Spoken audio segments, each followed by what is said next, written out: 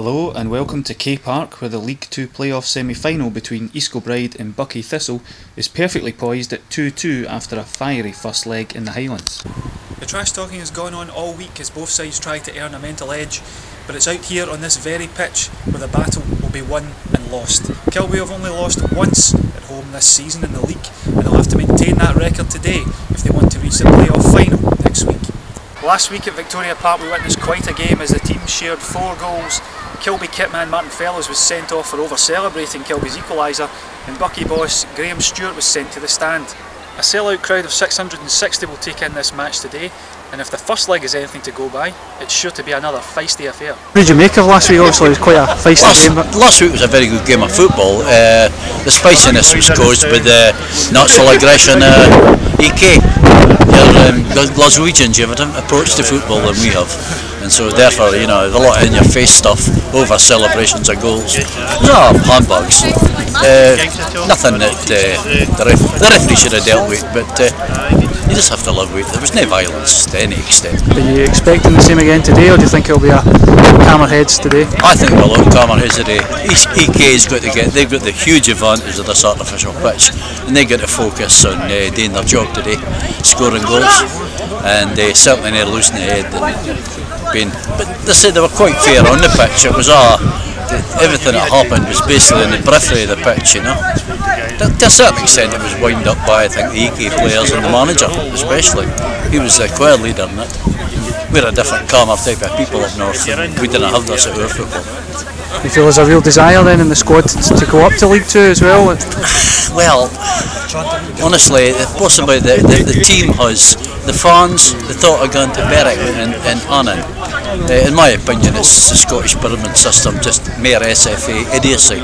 We should be in a regional league. If we qualify for another league, we should be playing Clonford, Montrose and Brecon. The whole country should be probably divided north, central, south. If you want 3 leagues.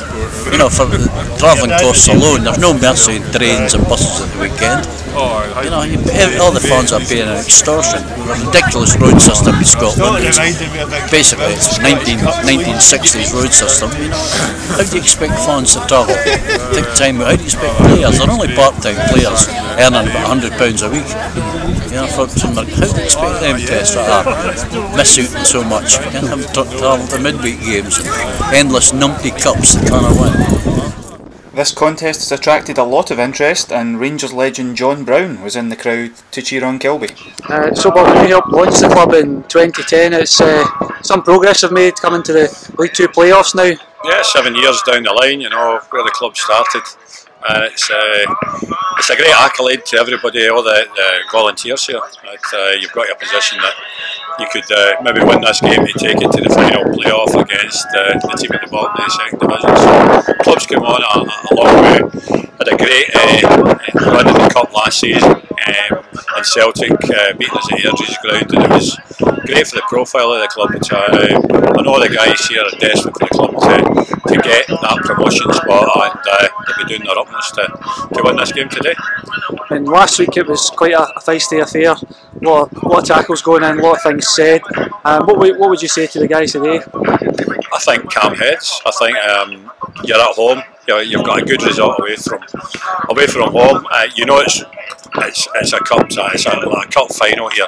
To get to the last playoff games, then winner takes all. So they just need level, a calmness about them, being focused, level heads. And they've got the football ability to win this game today. Yeah, I mean, you've seen them a few times. Do you think they're capable of going all the way in these playoffs? I think so. I think this season in the cup they knocked Cowdenbeath out the cup, and it could set up a double header against Cowdenbeath. And having seen that game through at Cowdenbeath, we've nothing to fear. So I fancy if we can get through this today, then we have a great chance to get into that second division spot.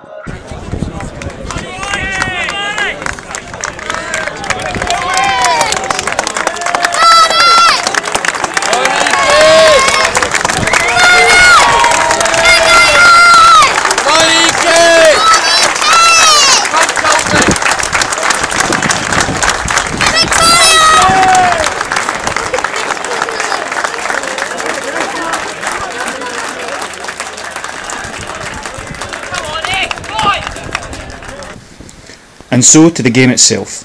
Once again it proved to be a really entertaining clash, with Kilbride coming out on top against 9-man Buckie. Kilby opened the scoring after 6 minutes with a thumping drive from Sean Winter, and midway through the first half, João Victoria doubled their lead with a powerful strike from outside the box. Buckie did pull one back with a freak own goal from David Proctor, whose attempted clearance looked over Kilby keeper Matt McGinley from fully 30 yards.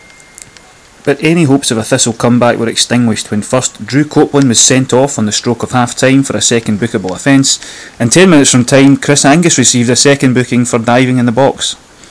So after all of the exchanges in the build-up, it's Kilby who earned the bragging rights.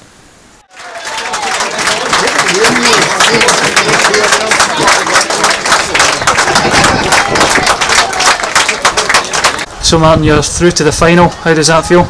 Oh, absolutely delighted. Since I came into the club, that's all that the club's wanted, to be in the playoff final. I think the backing of the town today was unbelievable, and more of the same next week. But I think the performance of the boys today, the first half in particular, I think we blew them away really, and lost a freak goal, which was a wee bit disappointing just before half time, and something that can change the games. But the boys were resolute. They were organised at the back. I think second half we could have maybe passed the ball a wee bit better, but that's been overcritical. I think we were excellent from start to finish.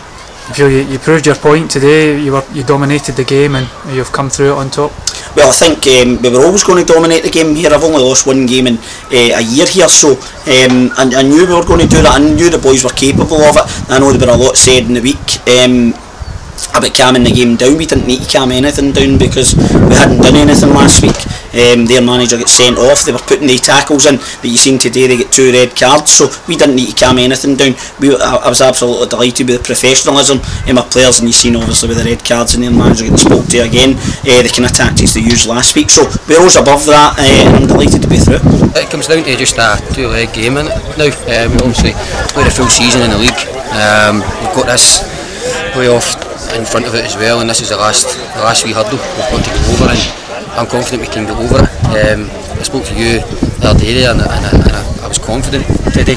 I said player for player, but we are better, and I believe we were. It was just a case of showing it, and I think today we matched their effort and their kind of bullying tactics, and where the football kind of prevailed. They're quite a physical team, aren't they? Physical team, aye, and you know, I can see why they've obviously done so well, because a lot of teams probably don't like that sort of side of the game, but we seem to withstand it, and we've done well, and obviously our kind of talent kind of shown in the end. And it was brilliant to get off to a great start, wasn't it? That was a really good goal you scored, and then scored. You know, I came off obviously up there and I wasn't too happy, but the gaffer pulled me in this morning, and he said that he was contemplating putting Big Russell in, and he says obviously, but because of kind of my experience and stuff, I keep my place. So I wanted to, obviously, I was determined to go out there and start kind of fast, and obviously the chances came and I've scored it, so it was a perfect start for me, and with my confidence as well. What happened to the own goal? That was quite a bizarre moment, wasn't it?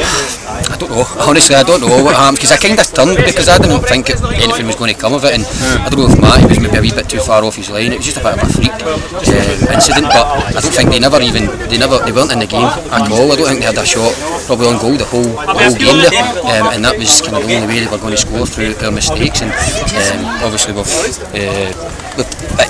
were on top for maybe 5 or 10 minutes after that, kind of nerved us a wee bit, but we came through that wee spell, and in the second half we totally dominated and deserved to win. Can I just check, it's Kilby, isn't it? Yeah.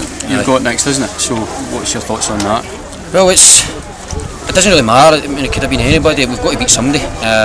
And obviously it is a wee bit kind of in the kind of professional side's favour, because we've obviously got the home game first. We've got games to play, like these playoff games, and then we've got to go into that. So everything's kind of geared towards them staying in the professional leagues, but we know we've got to do it. We've put so much effort into this season, and this is the last hurdle, and it doesn't matter who it was. What I would say is that Cow and Beef, because we've put them out the Scottish already, I think it gives them an extra wee incentive to go ahead and beat us and prove us wrong for the game up there. But I'm confident again that whoever we play, we've got enough in our squad to do it. It was a good win for you at Central Park back in the autumn. Again, I mean, we had 35 minutes with 10 men or something like that as well. Gibble gets sent off, but I mean, it was anything from comfortable. I think they were actually quite similar to I would say Buckie. Today they kept throwing balls up into the box. You knew they had threats up top, but again, I think we thoroughly deserved to win that game. We probably could have scored one or two more towards the end, even when we had 10 men. But it's going to be it's an entirely different game. They've got a new manager in, and they've got some new players again. And look, we just got to go in, play our own game, and hopefully we've got enough to do the job. Do you think East Kilbride maybe have a wee bit of an edge going into the game, given that you're on the way up, they're kind of coming down, they're on a bad run? You would think so, aye. I mean, they're obviously going to they've finished bottom of the league, bottom of every kind of professional side in Scotland. So obviously they're going to be hurting, and they're going to be they're not going to have much confidence, especially the fact that we have beaten them before. As I say, they obviously have got quality players. They probably would do a job at this level as well. So we know what we're going to come up against, and we know they're going to be decent. But say it's down to us. I think if we perform the way we can perform, I think we've got the players who've played at least 8-1 championship level as well. So we've got enough experience there, and we've got boys that have won playoffs and leagues and everything before. So we know what it takes to do that. So I'm confident again that we can finish the job. So there you have it, victory for East Kilbride in the end, and now a fascinating final with Kilby awaits. We'll see you back here next week for the first leg as Kilby's promotion dream continues.